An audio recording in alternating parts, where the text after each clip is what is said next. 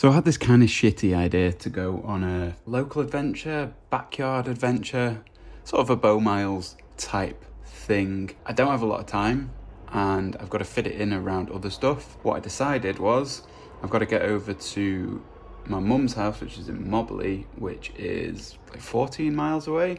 And I was like, oh, I can go somewhere around there. And then I thought, maybe I just walk there. It's not the most beautiful walk, you'll see that along the way, but it's free and it's something that I wouldn't ever do. So it's interesting, I think. Let's get on with it.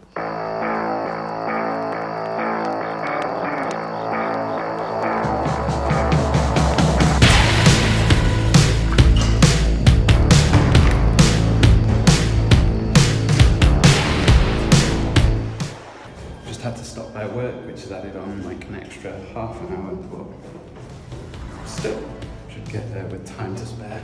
Currently 3.5 kilometers in, just under an hour travelled. I'm really not far from home. This is the way it goes, walking. Miss running. Could run. Could run. So this whole thing is about 23, 24 kilometers. It's supposed to take 5 hours. Hopefully I'm there by 7, because that's the time that I'm meeting my mum. It is not here now though. The other little added challenge to this tiny adventure, backyard adventure, is a limit to how much I can spend on food for the journey. The limit is how much it would cost to get the train, so I'm not going to actually spend any more than if I just got the train. The train's £5.50, so I'm going to have to go to a budget supermarket.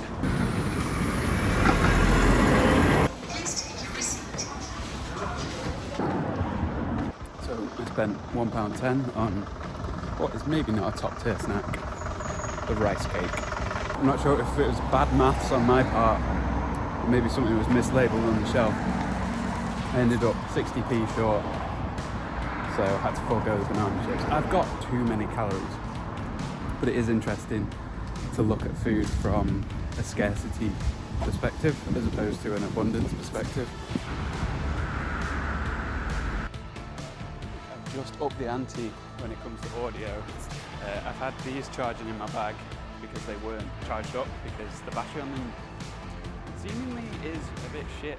But basically the Rode Video Mic Go 2s, and hopefully it means that I can get the camera a bit further away but still have nice audio. If it doesn't work, you won't be hearing any of this. In fact, you won't be seeing any of this. Maybe if it doesn't work, there'll be a voiceover over this trying to explain why I'm talking and you can't hear me.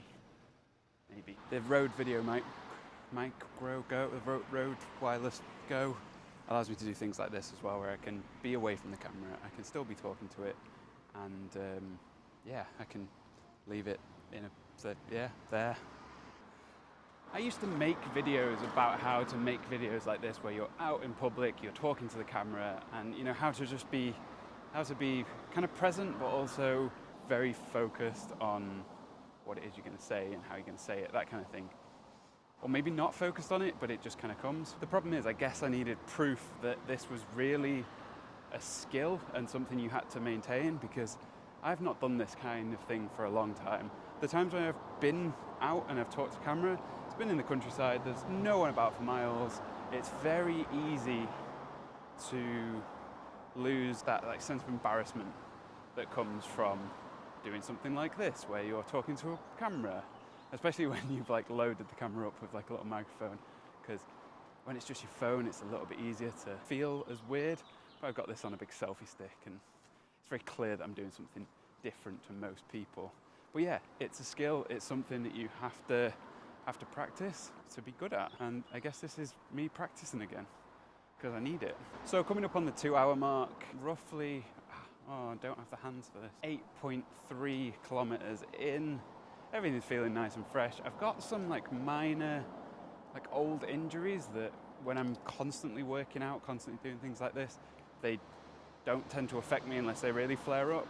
But there's a little twinge in my knee, that's an old thing, and there's a little twinge in my Achilles tendon, which is another old thing that I don't usually feel, but I am feeling a little bit now. And I think it's just purely because I've not been using those muscles, those tendons, quite as much as I usually would be.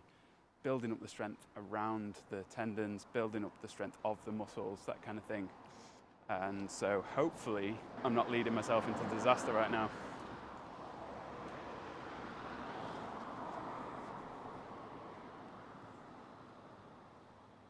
That's good blackberry. I'm starting to realise that I severely overestimated the amount of calories I would need for this, the amount of energy or fuel or whatever, food, some people call it, that I would need for this. I bought a block of vegan cheese, I bought Ryvita dark rye, and yeah, a load of caramel rice cakes, and I finished 2/3 of the pack of caramel rice cakes, and honestly, over a third of the way, I don't think I'm going to need an awful lot more. But food won't go to waste. Just probably ate too much beforehand. I say ate too much.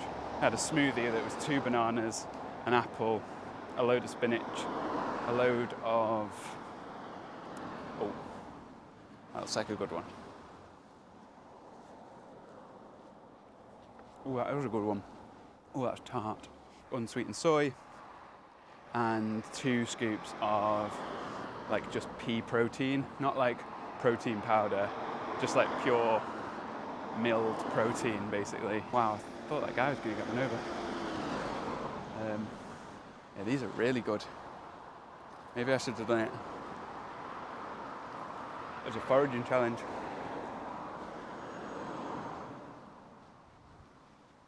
Maybe.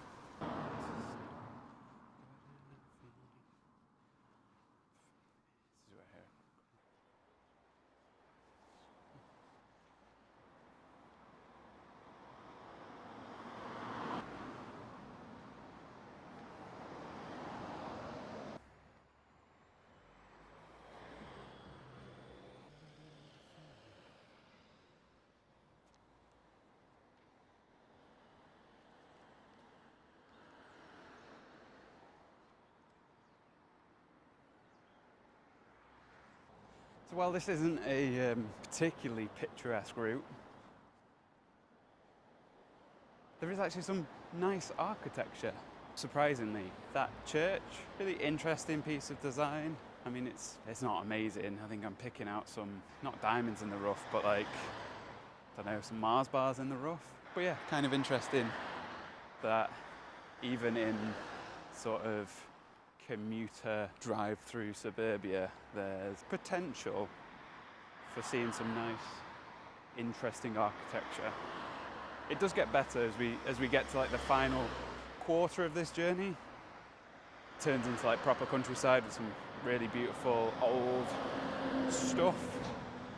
But yeah, it's nice to see that there's something interesting at least in the first half as well. Holding this really works the old forearm muscles. I was going to say one really interesting thing about doing a journey like this as opposed to a path like the Gritstone Trail or Sandstone Trail like I've done before, and then I realised I was saying it was really interesting, which is kind of, it doesn't hit the bar for really, but it's quite interesting. What's quite interesting about doing a journey like this, you know, from my house to my mum's house, which is a big long journey, is I might be the first person to have ever done that journey on foot. I might have the fastest known time for that. I might be the world record holder for that journey. Still not really interesting though, is it? I feel like when you do something like this, the boredom really changes your perception of how interesting things are. There's a fun idea for a series that I'll probably never ever get around to making. Shitty FKTs, fastest known times. So fastest known times are like the way of like saying that there's a record held on a particular route. Someone might have done it quicker than that, but no one knows about it. So it's the fastest known time. It's usually used for things that aren't organised races. So there's not like an FKT for the London Marathon. Whilst there is a fastest known time technically, you wouldn't really say that. But if someone does the Spine race or someone does a lap of the Isle of Man, if you document it and if you show that you've done it, you can potentially have the FKT for that. The Gritstone Trail I did it in like 9 hours. The FKT for that was like 7 something. I was a bit off, but you could do like the fastest known time between 2 points no one else is realistically ever going to do. You can rack up hundreds of FKTs, but it would kind of be meaningless unless someone really wanted to challenge you on one.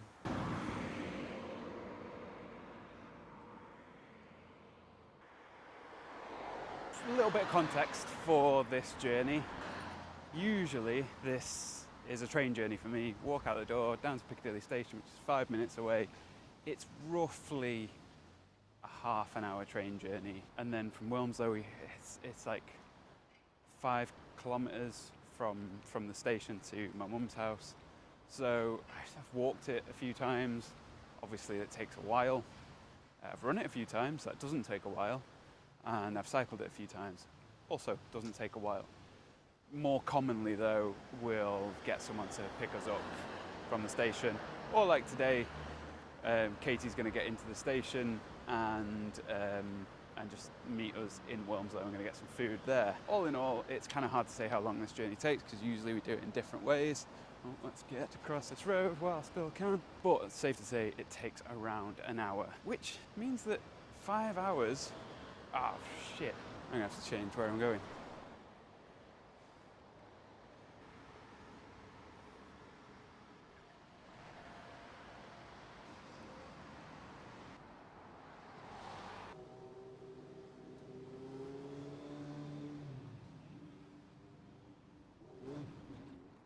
This is another example of a challenge to my concept of what's interesting. Never been on this bridge before. Now I have. That's mildly interesting.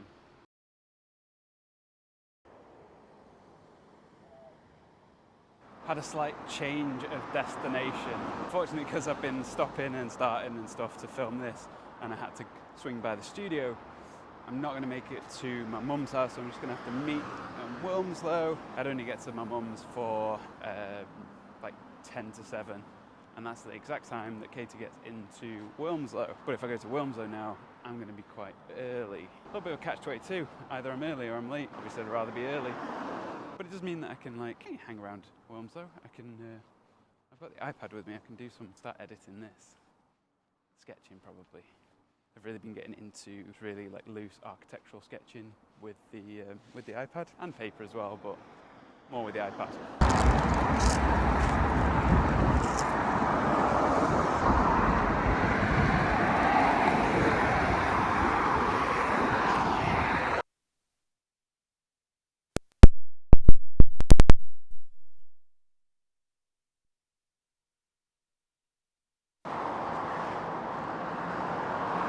Something that I really, really dislike about modern infrastructure is how you reach these seemingly impassable, purely designed for cars and not designed for humans. I mean, they are designed for humans in that there is a pathway once you find it, but I had to cross 4 lanes of a dual carriageway to get to this side. I mean, the treats are nice. Oh, they're really good.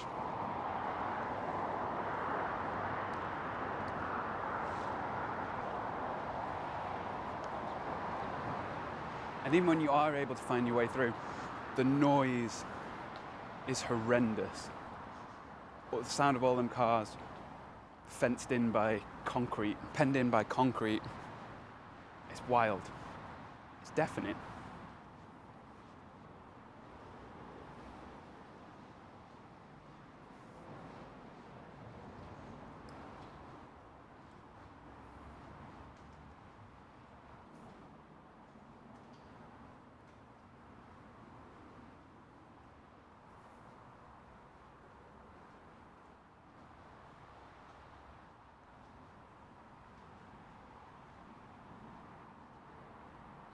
Just something hanging.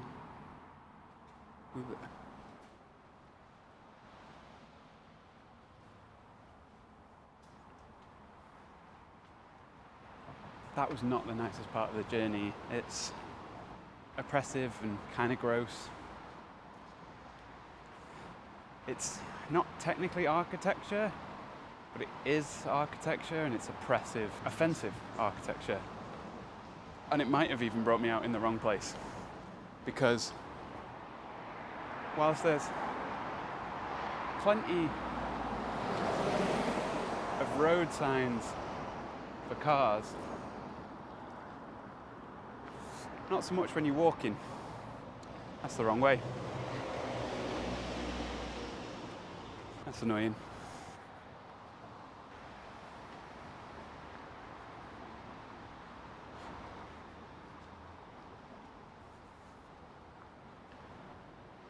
I seemingly want to go that way, which to do that I have to go this way.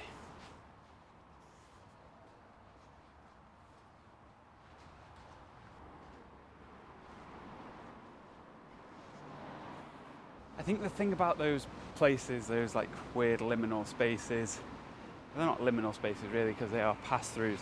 The thing about them is the presence of that graffiti and the knowledge that there's crime there is proof that authority doesn't exist there. And because authority doesn't exist there, it makes it potentially scary if you're in any way vulnerable.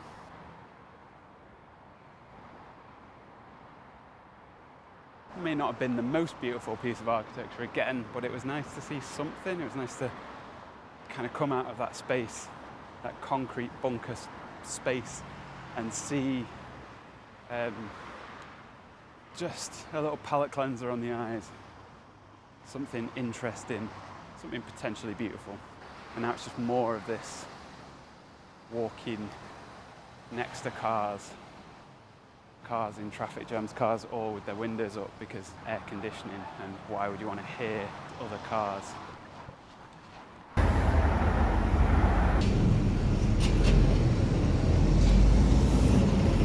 Took a couple of wrong turns, so I found myself wandering through some random suburbs.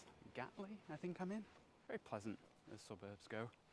You could not pay me to move to the suburbs, but these ones are nice. But this whole walk's just got me really desperately wanting to get out and do a proper one.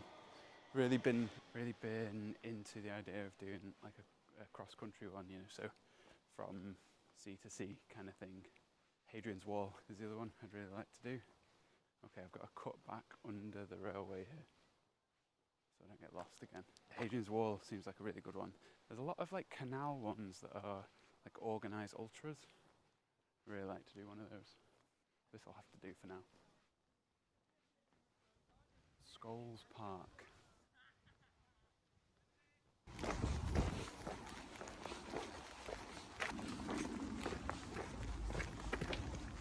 Really like these bits where it transitions from like suburbs quite rapidly into just like these like little footpaths that sort of snake through and behind these like housing estates. They usually connect to parks, usually go under railways and things like that. I find these really fascinating. Like, how much are they here by design? How much are they here by just, maybe this was a right of way, or there was a right of way of some sort, and then they built a housing estate. Or a golf course, yeah. They always cut through golf courses. Where do I go from here? I'm gonna need the phone back. Yeah, like, was it a right of way and the housing estate got built around it? Who knows? I'm sure someone does. I hadn't pressed record on this big rant about golf courses. Basically, I just hate going through them because, oh, this is a nice house.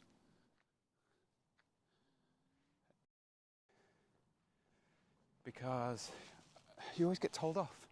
It's like one of the few places I routinely get told off by people. You inevitably wander off the footpath, which gets the golfers pissed off. And golfers, as a rule, one of those easily pissed off groups of people. Ooh, that's a nice house.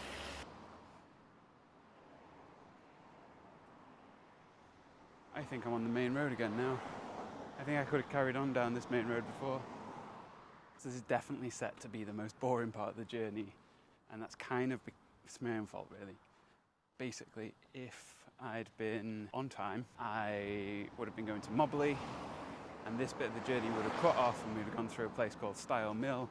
Beautiful, old 17th century, I think, mill building. Really nicely done. Shot a wedding there, back when I used to photograph weddings. Through the countryside, off-road type stuff. Unfortunately, because of the change, I'm now just walking down this road, and this is the final road but it's also like 6 or 7 kilometers long, maybe a little less than that. What's that? That's mad. Really love that. So yeah, it's just this, plodding along Stile Road. I think anyway, pretty sure this is the whole rest of the journey. So I've got this backpack. It's from a company called Atom Packs, based up in the Lake District. And I've been bitching and moaning about it the last few days. That guy was indicating to go into his house. I've been bitching and moaning about it the last few days because this shoulder's been hurting. I've been like, oh, what's up with it? Trying to adjust it. It's not been making it any better or anything. Then I was complaining to myself basically, and then I mentioned it to Katie, and we sort of realised that it's probably because this arm's completely wasted away, because I've not been able to use it because it's been broken. I've got a lot of the movement back now in my fingers and stuff. But I've not been able to do anything with it. I've not been able to lift anything with it for months and months now. So it's wasted not to nothing, but it's wasted away quite a bit. I didn't even clock that, yeah, obviously my shoulder, my chest, all this area is wasted away as well. And so the fact that it's having to support something is new to it again. Don't like it, it's sore. But yeah, so no slight to Atom Packs, because this is a really good bag for a tiny little ultralight day bag, maybe overnight bag for camping.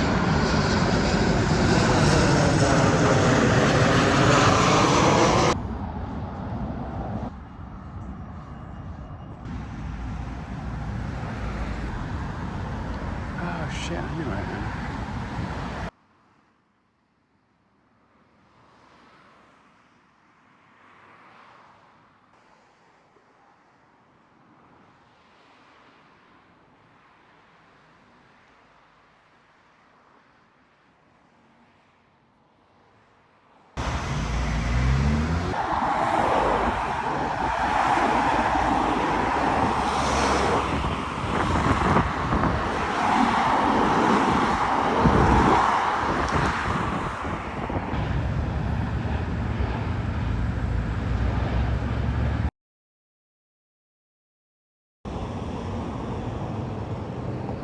Road.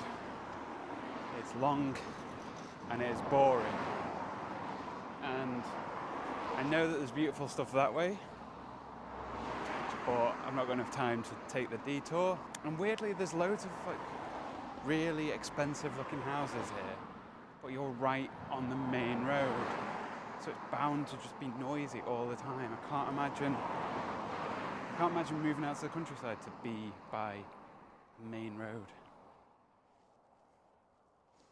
Well, this is fun.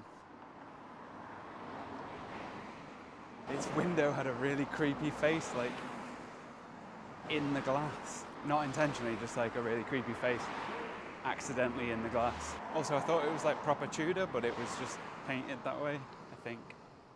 I don't know. Didn't look legit anyway. It did from a distance, but not up close. Good. So I keep calling it Stile Mill, but I think it's called Quarrybank Mill. And the place is called Stile, so it's a mill in Stile called Quarrybank Mill.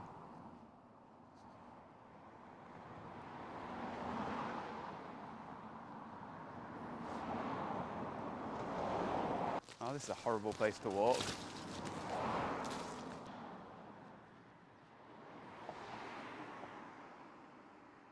I did not realise there was a prison around here. There's also a prison restaurant. I don't know what that is.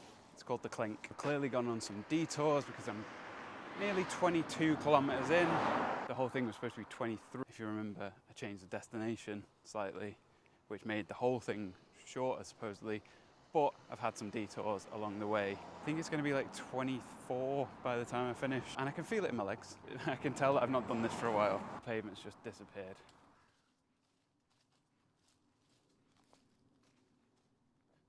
Where am I supposed to go on this like really fast road?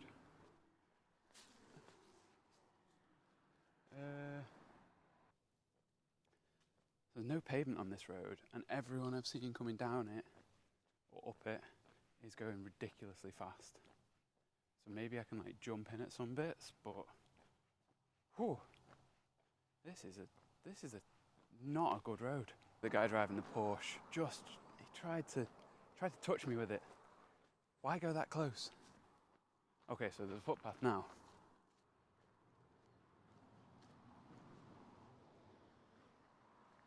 Where did that start? That's not on the map. So maybe I was complaining over nothing, but where was I supposed to get on it?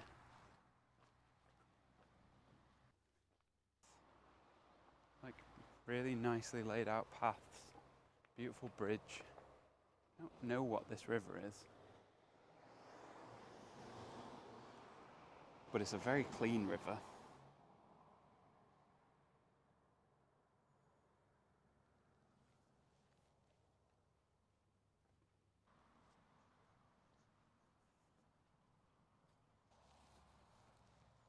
This is closer to what I would have liked to be walking through today, not just for a little 5-minute stretch.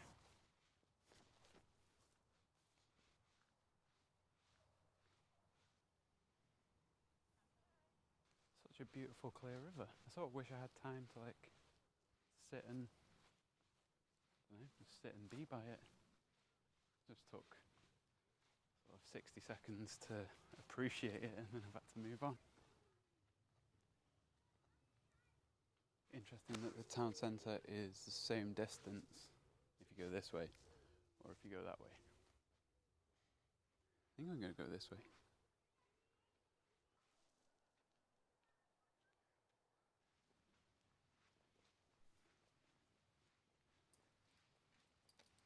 Just spoke to my mum and she said she was in this park at some point with my sister's dog, and the dog legged it across the river from the other side. And on this side there's a fine if your dog's not on a lead, and so she got a £100 fine.